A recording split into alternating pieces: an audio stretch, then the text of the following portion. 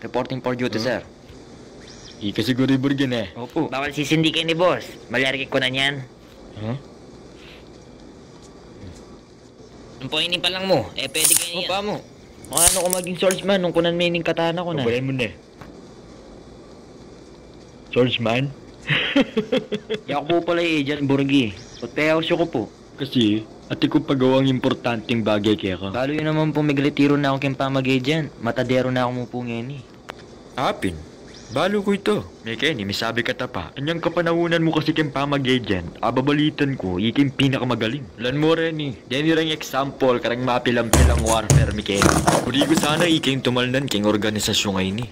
Nung nga kakit mo, sobra lang kadelikaduan deng test subject mi Kenny. Pansin ko pin po, kapag ipanganabang lapurang gagawin nyo Kenny. Ako na yata kaya eh. Pero ating kang kapartner ne. Pagkilala kaya ako. Ay, tsaka rin ay. May labas mo rin. Ay, Demonyor Junior, at your service. Ikaw na yung kapartner ko, nanong gagawin mo? Nanong gagawan ko? Naungan magmayabang. Pero ay ne.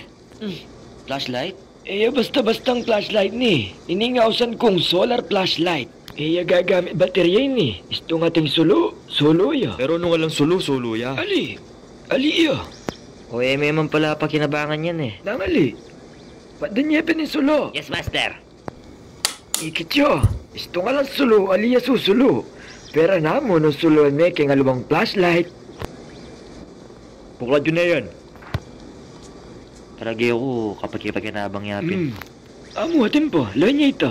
Kakaba na baril ne. Pero lawan niya ining bayong imbensyon ko.